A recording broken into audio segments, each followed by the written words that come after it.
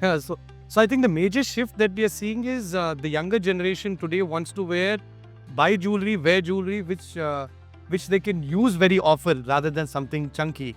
So, and even if they are going for bridal sets, today they're looking at modular bridal sets which can be split up. So if it's a big choker, it could be worn as 3 necklaces, as well as the pendant that's hanging or the center solitaire that's there can be detached from it and used by itself. So I think modular jewelry that can be more that can be worn more often rather than just stacked or stashed in their lockers. I think that is something, because I have 2 daughters. My older one is 22 and 16, so they are a benchmark for me to understand the trend, especially the 22-year-old girls. See, my audience is a little different from what the consumer is buying, because social media is also aspirational. Something that you can't buy, but you can like and you can share and you can say, wow, I wish I could have this. So actual what he might see or he might see at their stores will be different from what I might just get a like on. I might put something which is a 50 carat diamond and I'll be flooded, it will go viral. Why? Because you can't buy it. Yeah. Normal people, like people in the room, can't buy a 50 carat diamond just by the heck of it, right? Yeah. So that creates virality for me. Yeah. But yes, when I see the comments and I see PP and what is the price, people are asking price, or people are actually, when I speak to the clients that I'm working with, and some of them are sweet enough to tell me that if they got sales from this particular post or not, that gives me an angle, that gives me a little insight into what is actually selling from my post. So there I see very practical pieces are going. But there are a lot of enquiries, or people watch what to buy before coming into the store. What cost is available, what are the product, how to cost. So all these are being seen in the website and e-commerce, and they come into the store to buy. So it is happening. You can see the product from 5,000 to 1 lakh, maximum the product range. So The average price point would be 25,000, what he said is right. Online, yeah. every jeweler is having a website to cater what they have with them, rather than buying it on the site. What they provide to the customers, what designs they have, what collections, what price point. These are the one which comes into a online. So how do you have? Absolutely. I think social media has completely transformed our entire marketing strategy post-COVID. In fact, I was not active on either Instagram and the Facebook, and using those tools. We weren't, as a company also, we weren't using it. But I tell you, post 2020, Yeah. we are using a lot of it. One is the cost. It's very cost effective. Reach is better. Everybody's on their phone. Yeah. And that's where they consume a lot of content. And believe me, today, newspaper, traditional media is okay, but it doesn't give you the required impact. Yeah. And it's virtual reality where you have a lot of necklaces, earrings, rings, whatever jewelry in the iPad, and you just put your face in front of it and you can just swipe. They're like filters. Yeah. You can select. They try to do a lot of marketing through it, where they're putting on airports where there is less inventory and you can swipe more inventory through this medium or through the website. But somehow in India, people want to see their jewelry on themselves. Physically. It was a good marketing gimmick for a few years, but now I've seen the popularity has really gone down. You like it, and still, like he said, they'll go to the website to do their homework, but eventually they'll say, okay, I like these 4 pieces on myself, now show me these 4 pieces in real and I want to wear it, because they want to feel the weight of it. They want to see the scale of it. The scale always is not right. If you're standing a little far away or if you're standing closer to the iPad, the scale of the necklace can completely shift Okay. in virtual reality. Got it. But when you're wearing it, you know exactly how it's going to look. How look and feel. Yeah. Yeah. So that look and feel, it was good for homework, but not to actually buy. Okay. So most of the vendors were told to make the jewelry in very lightweight. So which were been coming in 15 grams, 20 grams, have been made in 8 grams. So there's a price centric on this issue. Like when the price is going so high, we have been telling our vendors, why not you make lightweight jewelry which can affordable to sell to the medium class. So we have a mass crowd where they buy for 1 lakh, 2 lakh every month. So the change what we have seen is that trying to bring down not only the caratage, even the weight. So when we sell in South India, like where we are more into Tamil Nadu, Kerala, Andhra Telangana, we have around 25 stores in Tamil Nadu where yellow jewelry goes well. So most of them prefer to have 22 carat and south. Not much into studded, but when we sell ornaments in Andhra, Telangana, Karnataka, there are a lot of studded jewelries. So it is lightweight jewelry which is selling more. What is the changes where we have made? Plus adding with studded jewelry, maybe with platinum. On behalf of the GI Alumni Collective Bangalore, I would like to extend a heartfelt warm welcome to each one of you present here. Today, Alumni Association Bangalore is beyond thrilled as our meet and greet is being graced by the presence of three dynamic and vivacious personalities of the gems and jewelry industry. Mr. Verghese Alukas, Managing Director Joss Alukas, please give him a big round of applause. Mr. Pratap Kamath, Managing Director Avaran, and Ms. Krita Agarwal, an eminent jewelry consultant and influencer. Please give our star-studded panel a few round of applause. I would now invite Ms. Raksha Reddy, Creative Director Raksha Reddy India, to open the floor for panel discussion. Over to you, Raksha. Good evening, everyone. I hope everyone's having a nice evening. And I'm so glad for the three esteemed guests to be here today. I think you can take off your bulletproof vests because it's not going to be that difficult. So I think we can jump right into it. We just have a few questions I'm sure us as an industry would want to discuss and would like to hear your expert advice on. All three of you in your respective fields. So Rita, don't worry about that too. Okay, I guess we can start off with Pratap, sir. Yeah. So one of the top questions we all had was, how do jewelry brands balance the rising cost of gold with the desire to maintain the competitive pricing for diamond jewelry in today's environment of the gold price? I think it's a very tricky question. I don't know how to answer this, but I think trying to achieve a lower weight in the crafting of the ornament is key to be able to to be able to give a more price point oriented product to the consumer. And I think today 14 karat is also getting extremely popular.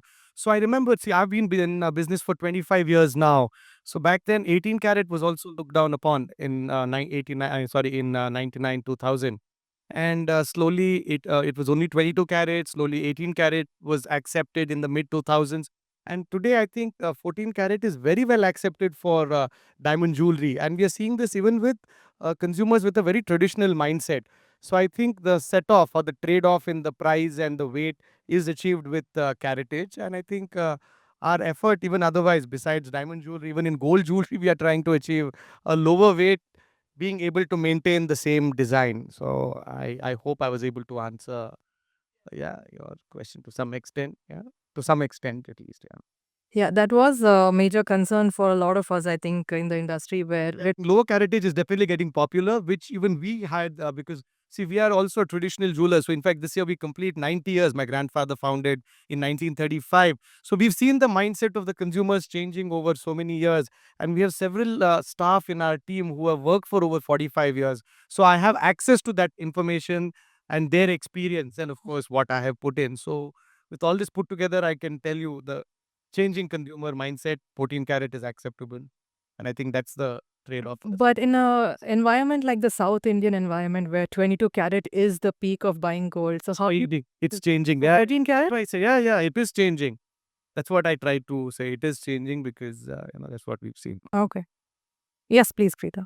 I know the question was not for me, but in Delhi, I'm from North, and I've heard of jewelers who are doing 9 karat, 10 karat also. Yeah. It might not be acceptable in South, South is still but 40. in North, people are okay with 9 karat, especially youngsters for everyday wear jewelry. They're okay with 9 karat, 10 karat also because it really brings down the price. Yeah, and what Rita said is right. I think what is important is maintaining transparency and telling the consumer what you're giving them. You give them 14 and tell them 14, charge them 14, they are okay. You can't charge 18 and give 14 or charge 22 and give 18. So as long as, and everything today, I think like Mr. Verghese said, you have a hallmark platform for all purities. So I think it's okay. Verghese, sir, the next one is for you. With gold becoming more expensive again, are you noticing any design changes or the choices of design that people have been buying? See, before COVID, the price was around, I think, around 5,000, 3,000. Now the price has gone up to 8,250 per gram in 22 carat and 9,000 to the 24 carat. So what most of the customers who have been buying, who are buying 1 lakh, 2 lakh, their percentage of gold has come down so much. So most of the vendors were told to make the jewelry in very lightweight. So which were been coming in 15 grams, 20 grams, have been made in 8 grams. So there's a price centric on this issue. Like when the price is going so high, we have been telling our vendors, why not you make lightweight jewelry which can affordable to sell to the medium class. So we have a mass crowd where they buy for 1 lakh, 2 lakh every month. So the change what we have seen is that trying to bring down the not only the caratage, even the weight. So when we sell in South India, like where we are more into Tamil Nadu, Kerala, Andhra, Telangana, we have around 25 stores in Tamil Nadu where yellow jewelry goes well. So most of them prefer to have 22 carat and South. Not much into studded, but when we sell ornaments in Andhra, Telangana, Karnataka, there's a lot of studded jewelries. So it is lightweight jewelry which is selling more. What is the changes where we have made? Plus adding with studded jewelry, maybe with platinum, which is doing much lesser in rate than the gold. Yeah. And 22 carat jewelry is the main jewelry which we sell. Then in diamond jewelry, which is all comes into 18 carat. So we only have these 2 carat. We have not still experienced 14 or 9 carat, which is happening in the north. So the lightweight jewelries are now, when we came for the exhibition here in IAJS, most of the new vendors have been displaying the product which has been very lighter in the weight, which has come into lightweight here. This is what we have seen. But do you feel it affects the design aspect of the jewelry as well? So, design means when you see the jewelry is made into such lightweight, it will not have much of craftsmanship rather than it is going into plain designs. But as a customer view, point of view, we have both the design. But to cover up with the higher rate, we ask the vendors to make into the model. To add to what Mr. Varghese said, I think about 20 to 30% lesser weight we are able to achieve maintaining design. I think that's not a challenge because we have such talented craftsmen in India and every state has got multiple hubs of manufacturing. So I think our Indian craftsmen are quite talented, capable, and definitely 30% less without compromising on design. Yes, is possible. Am I right? yes, that's it. Can I ask them a question? Sorry. Please. No, my question is that when you reduce the gold weight and you try and make lightweight jewelry, especially in studded, is there are there returns coming that the stones are falling out because of the making? It's become so thin that it's not able to hold the stones or the gemstones. No, I think up to 30% you can achieve without When we do this diamond jewelry, it is all made in 18 karat, which has a little more stress in metals. But when we do the 22 carat, it, as you said, there may be like when you have more quality, lightweight, it may have. But when you see the diamond jewelry, we only make in 18 karat, which is a little more. sturdier. Next question's for you, Preeta. You do promote a lot of temple jewelry as well. So do you see the difference yourself in the weightage of the pieces when you're promoting as opposed to say 4-5 years back to now? I do, because when I receive jewelry and I see when I'm shooting them, I can see that the weight is going down. It's more hollow from the back, the sheets used, but there are few jewelers who still, because in South Indian temple jewelry, you have to have beautiful features of the gods and the flowers and the petals and everything has to have. So you need a certain strength of the sheet in order to make that, because if you go very thin, then you can't achieve those details. Correct. Yeah. So you have to kind of create a balance. Like you said, a little bit lightweight, they're able to achieve, but they can't go like slash 50%. Yeah. Yeah. It is like customer have to be affordable to buy. Correct. If there's no But- customer to buy, we have nothing to For sell. 1 lakh, we cannot say this is very high. Yeah. View of customers also, we'll have to see that they are affordable to buy. Yes, that's And one more thing that I've seen on a rise is that you start mixing temple jewelry with gemstones, and so that kind of balances the gold weight. So earlier it was like completely gold, no gemstone, complete details. Now instead of gold balls hanging, there'll be emeralds hanging. So that trend, and it's also a trendy thing to do, because women these days are loving gemstones, emeralds, and everything is on a rise. So it just balances the trends also, and it kind of reduces the gold weight as well. In South, customers not only buy a jewelry as an ornament, but in the same way as an investment. Investment. So they think gold gives more return. So they avoid buying studded jewelry. Yeah. That is also there. But so that was leading to my next question actually, which is basically, I think there's been notable shifts in consumer preferences when it comes to diamond jewelry, the studded jewelry. Like millennials and Gen Zs are leading the way in the demand compared to the older generation. So, what shift in the design are you seeing there with the newer generation coming in? Pratap sir, you can start. Yeah, so I think the major shift that we are seeing is the younger generation today wants to buy jewelry, wear jewelry, which they can use very often rather than something chunky. So, and even if they are going for bridal sets, today they're looking at modular bridal sets which can be split up. So, if it's a big choker, it could be worn as 3 necklaces, as well as the pendant that's hanging or the center solitaire that's there can be detached from it and used by itself.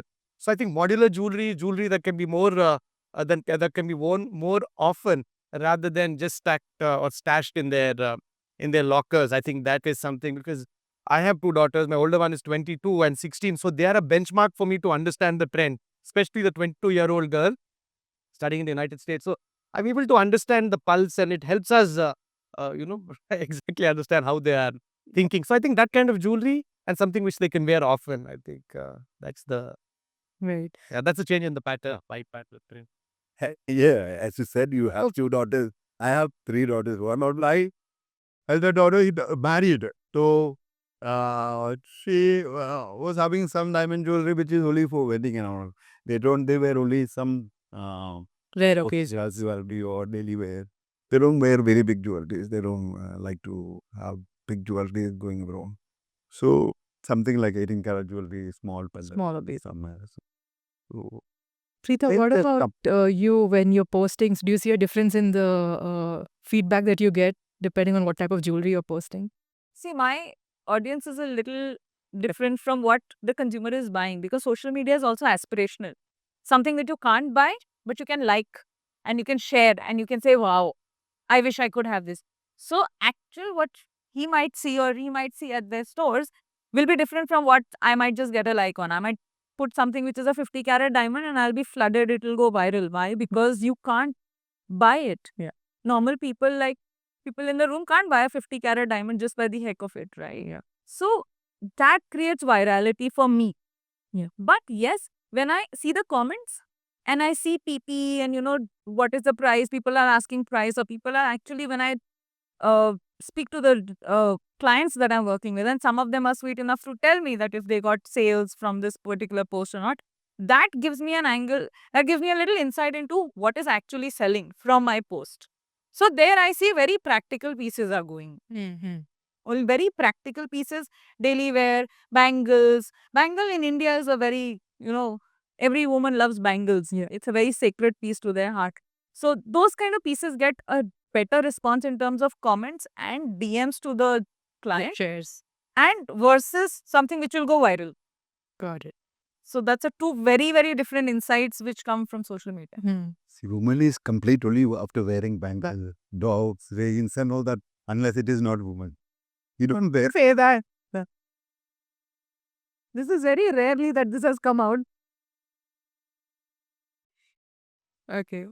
So we'll get back to Varghese sir again. Is there a gold to diamond ratio that you have been maintaining in your brand value all these years, and is it changing now again because of the gold value increase? See, in our entire inventory, maybe around 75% of what we have is gold jewelry, and the 25% what we have into the diamond jewelry. Then we even have silver jewelry, platinum jewelry. So it's up to the jeweler to keep whatever the options that is available to the customer. May some customer who may come to buy silver jewelry may go into buying a small pendant in 18 karat or something. The one who comes to buy gold jewelry may be thinking of buying a small. So it is a conversion which is happening in the jewelry. So we give the maximum options available to the customers. So the maximum comes into gold, then 25% into diamond jewelry. Silver is common to all. Yeah. No, I think similar, very similar. 75 to 80% would be gold. Okay. And the product mix would be, if you look at the overall inventory, about 20% would be diamonds, and you dedicated floors, dedicated sections for the Gold and pieces. Right. So even in the Diamond, he also sells Rado watches. Rolex. Oh, yeah. So my other part of the question was, in diamond jewelry itself, I think seen the shift from the pure close setting to the open close setting and those kind of patterns as well. So in that also, have you reduced more gold and added more diamonds now just to make it even more lightweight? So that automatically brings down the gold weight. So when you look at the open close, it automatically brings down the weight by definitely 30%. Yeah, like I mentioned, 20 to 30%. The gold, this one has come out. But I think as a overall, if you look at the merchandise mix, we have 3 stores in Bangalore, and across our stores, I think the mix is in that 80-20, if that was your question. Yeah. I mean, so even in Polki, I think now it's become the open back Polki as opposed to the filled up Polki. So, And that also is getting popular in 14 karat now, as against just 18 karat. Even in Polki, 14 karat is popular. Diamond jewelry is popular. Yeah, very, very popular. And earlier days it would come in wax. Now there is no wax. Now there's no wax, so you are able to get more transparency in the. No Yeah. color change. okay, Preeta, how about for you? Do you think consumers are leaning more towards investment-based jewelry purchases rather than purely aesthetically driven aesthetically driven purchases as of now? See, our generation, Mm. I'm talking about the millennial and the Gen Z, not your generation. But this generation, they know both the things. They're smart enough to invest also, and they also like to flaunt. They know how to create a balance. Yeah. So when they need to invest, they'll figure out their investment opportunities, whether it's gold, whether it's FDs, whether it's stock, whether it's Bitcoin. They'll figure out the investment bit. And when they want to flaunt, they'll also go buy a expensive bag or a piece of jewelry or a solitaire. They do both. Right. So it's not that I will only see my future and not enjoy today. And especially post-COVID, people wish to enjoy today. Yeah. They've seen enough and more happen in the world suddenly that they're like, okay, let's enjoy today. And parallelly, we'll also do investment. So it's a smart thing, I guess. Just to add to what Peter said, I think our country is so diverse. You have a cross section of, I mean, at least we cater to a cross section of society, and each consumer's mindset is different, I think. So yeah, so everybody doesn't think the same way. There is a set of consumers for whom it's only investment. There's a section of consumers who don't look at investment at all. They just want something very exclusive and looking at investment in the long run. Only status, looking at status for today, but they're looking at investment maybe 10 years from now, like a piece of art or like a painting. There's some people who look at jewelry like that. Then there's that consumer, the current generation who are in their 20s, who just want something which they can use. They are not looking at the investment at all. So I think every category of consumer has got a different mindset, and the best part of our country is that we have all of them here. All of them don't think alike, Right. which gives every jeweler an opportunity to tap a certain segment. Yeah. So in fact, at our flagship store, we have separate floors, the separate jewelry. We have 20,000 square feet where you can get everything. Our other 2 stores are smaller. You don't get everything there. So there we've tried to segment and cater to certain categories only. So I think the best part of our country is that irrespective of which category you cater to, there is a great growth opportunity. There is great potential. All options are available. Yeah. Everything is available. That's great. Again, Pratap, so back to you again. Customization is becoming a major trend, and everyone sees pieces on Pinterest and Instagram. And what they see, sometimes they want that customized as well. So, how do you handle the customer demand for the customization? See, we do a lot of customization. Because, there are a lot of consumers who come to us, like you said, Instagram has got so popular today. People just come with images from there and want a certain level of customization in the piece. And even in that, they'll want several combinations, permutations possible. Yeah. Renderings have to be provided. So we do all of that. So we have a small team who caters to those consumers separately. Our regular jewelry, what is there across the different floors is anyway there for sale. But as such, at Abaran, at our flagship store, at this particular store, we do a lot of customization, and I think that is a big revenue generator for us. Okay. And it is possible. It just needs a lot of dedication. It needs time, because there's a lot of, you need to understand the consumer's mindset. There could be variations. They see, most of the time when a piece is crafted, they come with a certain vision in their mind. Finally, when the changes are made, they are not able to envision how finally it will look with those changes. Many times that happens. So you need to be able to convince the customer that there could be a certain amount of shock, when the final product comes out, because they'll say, I want this feed Subtitle. from Instagram, Shocks and but remove this pendant and fix this here, put that there, put this here. So even they don't have a clue as to finally how the product's going to be. Yeah. So we do it, but you need to understand the consumer, convince them, and also explain to them that there could be a variation from the main Original. yeah.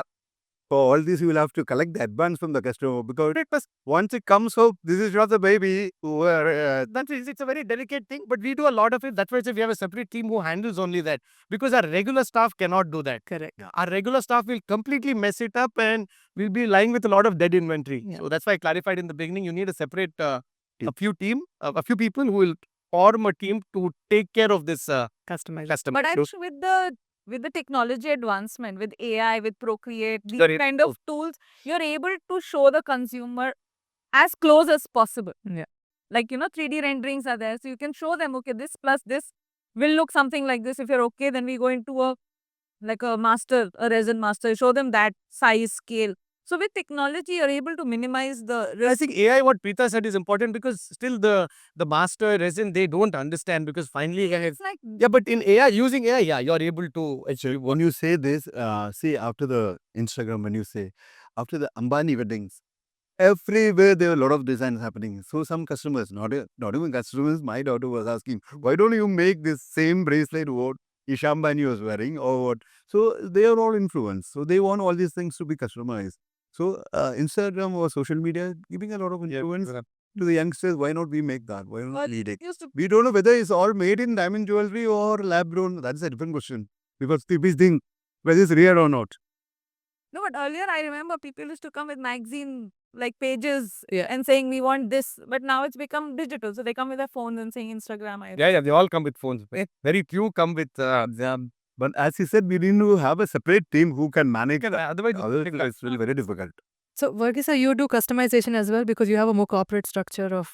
Yeah, there are customers who comes with all personal requirements, like after seeing a lot of other weddings or designs. As Pratap said, it is have to be dedicated with someone who can handle it. Not every salesman can do it. Yeah. Okay. Okay, Preeta, we're going to go back to social media again.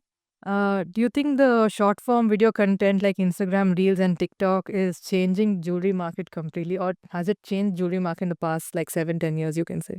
Not 7-10 years, but last 5 years completely changed, because even jewelers are now making their own reels. I see so many jewelry business owners who are making their own content. They're filming. They have a dedicated team who's making reels, and the shorter the better.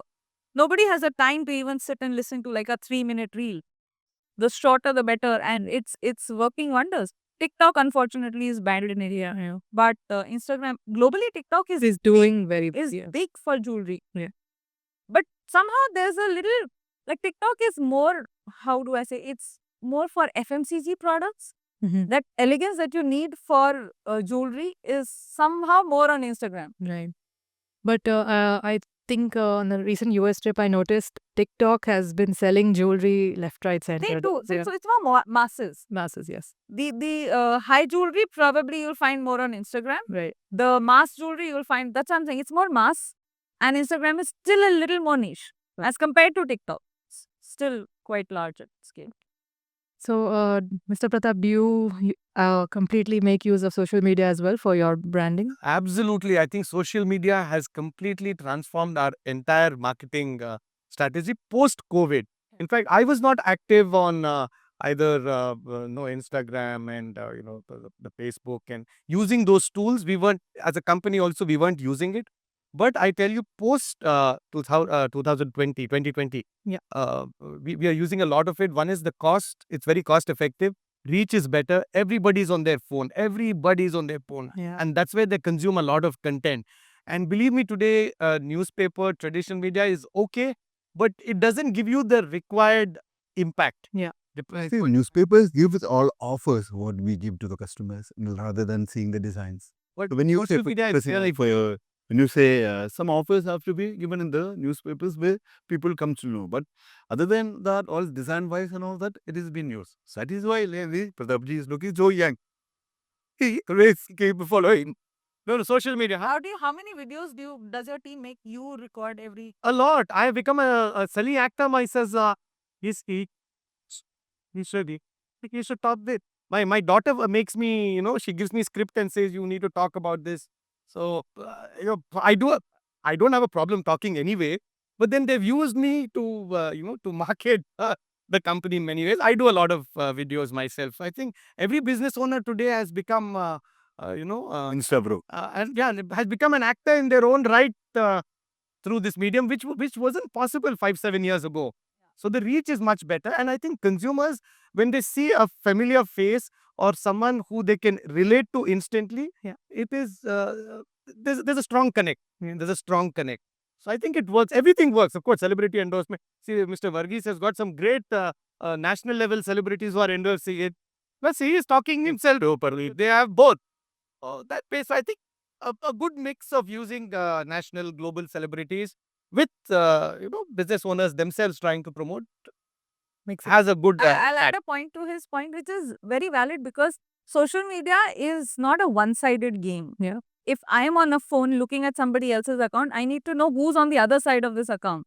So when they see his face, they relate to a brand and the owner. Okay, this is the owner. He's the founder, or he's the current management of this brand. Face And the face value brings a lot of trust. Hmm. Because otherwise, your Instagram page can end up looking like a catalog. Yeah. Like a product catalog. And I see so many brands whose pages look like a endless product catalog.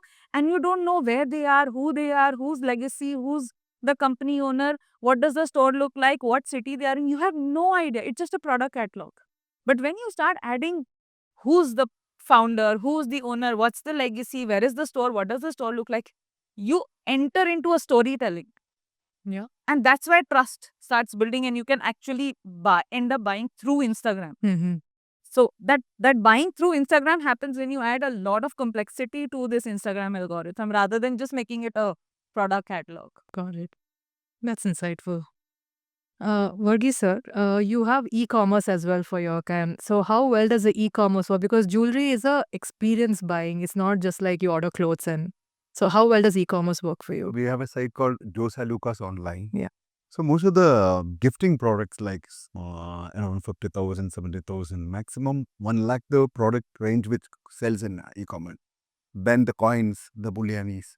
So these are the ones which are, other than the jewelry, as you said, is all have to be experienced Yeah. by wearing it. But there are a lot of enquiries or people watch what to buy before coming into the store. What cost is available? I mean, what are the product, how the cost? So all these are being seen in the website and e-commerce, and they come into the store to buy. So it is happening. You can see the products from 25,000 to 1 lakh, maximum the product range. So The average price point would be 25,000. What he said. Right. Online. Yeah.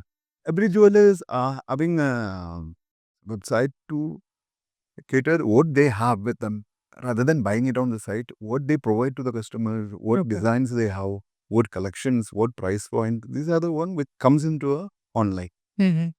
So how do you have Oh yeah, no, interesting. So for us, what we've done is like what Varghese said. Primarily, it is bullion and smaller products below 25,000, below 25,000, which are moving. But it's still a very small segment of our overall business. To be very honest with you, coins do very well because the minute they see the coin is the rates have gone up at 10 at night. Next day morning, there'll be 10 orders because by the time we deliver, we're making a loss on that. I've seen like Opte. Consumers are very smart. So if it's like night, it's dynamic to take the rice. Our rate they see the international price no, selling it. So coins do well, small trinkets, those kind of products do well. because we change the gold rate only every morning. So when the night rate goes up, people will book. People book. So this is the problem. So there is a challenge here also. And we cannot change the rate in between. Yeah. No, once you committed, it's People are very smart. Oh, consumers are getting very smart these days. Yes, for sure. I actually had another question in mind related to the e-commerce. Oh, yes. I've been seeing gold coins on Swiggy and Blinkit as well these days. Yeah. I think that really shows the huge shift to how people are buying online. If you're ordering from a company, because when you're buying coins, it's nothing but raw material. Yeah. There is transparency, there's third-party certification. You're buying it from a reputed jeweler. Yeah. I mean, Swiggy is only the source of, Yeah. what do you say, the delivery partner. Yeah. So that way, and I think there is not much of design. There is nothing. It's for that investment. Like I told you, they're very smart. At 10 o'clock, they know the rates have gone up in the US market. Here, the rate is not yet updated on this Indian Eula's website. They'll immediately buy. It's raw material. There is no rocket science. They don't need to think of design there. Have you ever considered taking coins off the website? It's okay. It's a few people. It's okay. Sometimes it doesn't happen every day, but we've seen this recently. I'm just sharing. It doesn't happen every day. Recently, it is happening every day. But the pricing Replies are going. And then tomorrow we realize that we are making a complete loss on that delivery. But it's okay. And we do have this like MMTC PAM where we have DigiGold, Yeah. where people can book from 10 rupees to 1. Okay, okay. So they can book.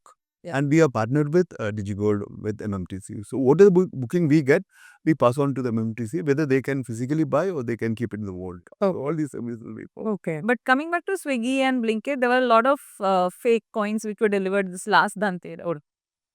Okay. There were a lot of fake coins. What such one news came in the news? Yeah, a lot of, especially, I don't know, North is a little more, but there were a lot of news about fake coins, and especially on on Swiggy or Blinkit also, there were companies listed. Like, if you're buying from MMPC or if you're buying from XYZ jeweler, and there were a lot of jewelers who had listed their coins. So they didn't reveal which jeweler was it or where was the problem area, but there were a lot of coins which were delivered which were fake, and then they started putting an OTP into it, and only when you get given OTP you can take, and they Yeah. put a little extra barrier in between to order For security. But Yeah. what we find, there are a lot of fake credit card use, which is being booked by different person. Yeah. And the police and cyber security people will call us. We have not booked for this. Somebody has. somebody else they- booked it Yeah. using their cards. Yeah. Okay. Preeta, I think we all saw this one technology which you were again promoting where you just have the iPad in front of you and you just swipe through the designs and you can see yourself wearing the piece. Yes. So you think integrating that into the websites would help as well? So that technology is not new. It's been there for 5-6 years now, and it's virtual reality where you have a lot of necklaces, earrings, rings, whatever jewelry in the iPad, and you just put your face in front of it, and you can just swipe. They're like filters. Yeah.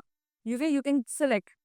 They try to do a lot of marketing through it, where they're putting on airports where there is less inventory and you can swipe more inventory through this medium or through the website. But somehow in India, people want to see their jewelry on themselves. Physically. Yes. It was a good marketing gimmick for a few years, but now I've seen the popularity has really gone down. Hmm. You like it, and still, like he said, they'll go to the website to do their homework. But eventually they'll say, okay, I like these 4 pieces on myself. Now show me these 4 pieces in real, and I want to wear it, because they want to feel the weight of it. They want to see the scale of it. The scale always is not right. If you're standing a little far away or if you're standing closer to the iPad, the scale of the necklace can completely shift Okay. in virtual reality. Got it. But when you're wearing it, you know exactly how it's going to look. How look and feel. Yeah. Yeah. So that look and feel, it was good for homework, but not to actually buy. Okay. Pratap, so we're back to you again. So luxury watches, like how Mr. Varghese also said, you are dealing with them. You have a dealership now. At one point, the watch you do deal with, the investment value of that had gotten even better than doing stock markets, the resale value, I'm saying. But has that changed now, or is the trend still continuing with the luxury watches? See, luxury watches primarily, I think Rolex is one of the very few brands which has retained value for close to over 100 years. They were established somewhere in the 1905, about 120, 125 years ago. So one of the few most recognized brands, and that's why it holds value. There are brands which are better known or which have a more a better perceived value, like the Patek Philippe or the Audemars Piguet. But I think Rolex is a gold standard when it comes to watches, and fortunately they've been able to retain their place and their space as of now. But you never know, because there was a time about 6-7 years ago. In fact, this is where I'd like to bring the perspective of social media. There was a time about 7 years ago, pre to 2020, when watches were freely available. What happened after 2020? COVID. Social media, after COVID, social media got so popular Yeah. that everybody today is aware of global trends. So what's happening in New York, the next second. So whatever is happening in whichever fashion capital of the world, the very next, it as it's happening or the very next moment. And Rolex themselves did a research and understood it is social media which has driven the aspiration to own. Yeah. And they have retained their, they have not increased their production. Their production remains the same. Okay. But for every one watch, there are 100 aspirants. Okay. So naturally, you get into a wait list and that spirals into the situation we are in. There is a lot of waiting period also. Season. The premiums. So naturally, when there's a waiting period, what happens in the grey market? You end up paying a premium to get it. Yeah. So whoever has it will want the premium. So that's what happens. So, But so that's about. But nothing is permanent. See, that may be today, but you never know. 5 years from now, maybe production is ramped up. Maybe They will not. They will not do that. they will not, because they don't want it. Let the demand will go down. yeah, that Anyway, I don't want to comment on that. But as of today, this is it. But you never know what can happen in the future. But I shared what was the situation 5 years ago. That watches were freely available. You could walk into an outlet. Today, if you travel, because wherever I travel, when I travel overseas, I make it a point to visit a Rolex boutique. I end up standing half an hour in line to enter. And after going in, they say it's only for local residents. oh Yeah. And But only some three demo pieces. and only demo pieces. And sometimes you'll find a store three streets away where all watches are available, but they'll all be at a super premium. So that's the situation. Because that's not an authorized dealer. Yeah. That could be a pre-owned or. And there are a lot of copy watches available. So as First thing, copy. talking about copies, Rolex feels a great sense of pride. They say we make 1 million watches, but there are 10 million watches fakes which China is being made, and they say let them make it. Doesn't matter. It's only enhancing our brand's image. Yeah. For every genuine original, there'll be 100 copy. It's okay. That's not Like how the they are. Cartier bracelets. Like the luxury Cartier bracelets. Like Everything else. So that's just a perspective. Yeah, I think Preeta, what's your thoughts on how much the watch trend is rising, especially I think after the Ambani wedding as well. You saw a lot of diamond-studded watches being put on full display. So has that changed the trend as well? in India, not so much. I don't think so. Because in India, still people like to, women, maybe I'm not seen like going wild about diamond studded watches. Europe, yes. Because that's the only loud accessory that they wear. Correct. They're not so much into jewelry because India loves their jewelry so much that probably that diamond studded watches, well, our trend is not coming to India so massively as it's in Europe Mm-hmm. or maybe even in Asia. Yeah. Asia is going really wild about these watches. But in India, men completely into watches. But for women, I've not heard like crazy like popularity for these diamond studded watches. And that's why you see some jewelers have kept it, but they'll have like few novelty pieces. Yeah. They'll not have like a separate section of diamond studded watches. Had it been a very, very popular item, you would see like separate counters of just The watch. watches. Yeah, that's true. What? Okay. So this is one question I'm going to put out for all three of you. So ethics are the central values of any trade, especially in the gems and jewelry industry. But even then, we hear so many stories where the consumers have been sold substandard material, whether it's gold, diamonds, bulky, whatever it is. So how can trade practices be made more ethical? How can we bring in more regulation to make it more ethical? I would think a third-party certification is the key, like how hallmarking is already there for gold jewelry. Hallmarking is going to be is going to be made mandatory very soon for silver and silver jewelry too. And labs today are certifying diamonds and gemstones. So I think in-house certification is okay, but I think third-party certification is the way ahead, is the key, is what will give consumers confidence. For example, this also I learned from watches. Though Rolex is a reputed brand, has its own value, their movement, the cost certification is done third party. So they send the movement out, it is certified outside, and then they put it in the watch. So when a company of that stature is doing it, so I think it's only prudent for us also to follow that if we need to Yeah. grow and create that sense of transparency. Yeah. Okay. Thank you so much, Raksha, and all our wonderful panelists.